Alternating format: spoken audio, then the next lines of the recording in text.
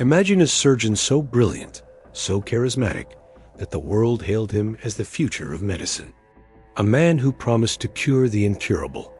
A pioneer, a miracle worker, a savior. But behind the scalpel was a lie. This is the story of Paolo Macchiarini, and how his obsession with fame, love, and cutting-edge science led to a trail of deception and death. Paolo Macchiarini was a world-renowned thoracic surgeon. He made headlines for creating the first synthetic windpipe using stem cells, a revolutionary procedure no one thought possible. He was hailed as a genius, respected by the medical elite, invited to speak at conferences, courted by celebrities. He was even recruited by the famed Karolinska Institute in Sweden, the very place that awards the Nobel Prize in medicine. But as cameras flashed and headlines praised, something darker was unfolding behind the scenes. Paolo wasn't just a surgeon, he was a master manipulator.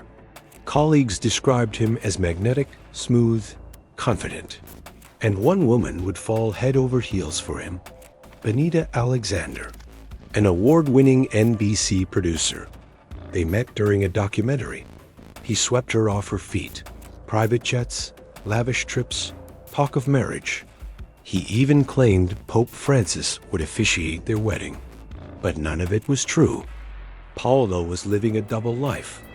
Already married, already hiding, and professionally, he was hiding something even more terrifying. Paolo's surgeries were hailed as miracles. He promised hope to patients with terminal tracheal conditions. But many of these miracle surgeries ended in tragedy. In 2011, a patient named Andemariam Bayin, the first to receive a synthetic trachea, died just months after surgery. Paolo claimed it was a success, but internal reports suggested otherwise. More patients followed. Yulia Tulik, Yesam Sedir, Chris Lyles.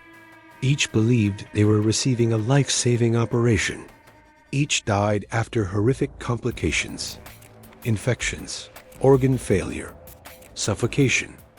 But Paolo kept operating, and the institutions kept turning a blind eye. Whispers began to circulate. Colleagues at the Karolinska Institute started questioning Paolo's results. His data didn't add up. Outcomes were misrepresented. Autopsy results were inconsistent. Internal investigations were launched. And yet, time and time again, Paolo was protected. Why? Because his work brought prestige, funding, fame. But the truth always finds a way out. In 2016, the Karolinska Institute finally suspended Paolo Macchiarini. A scathing investigation found him guilty of scientific misconduct. He was accused of falsifying records, of performing surgeries without proper approval, of violating basic medical ethics. The media firestorm exploded. Benita Alexander, the woman he seduced with lies, spoke out.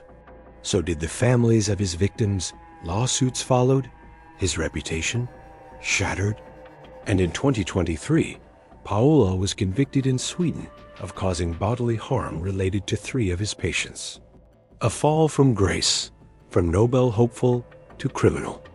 Today, Paolo Macchiarini remains one of the most controversial figures in medical history. His story is a chilling reminder that in the hands of the wrong person, science, even hope, can be twisted into something deadly.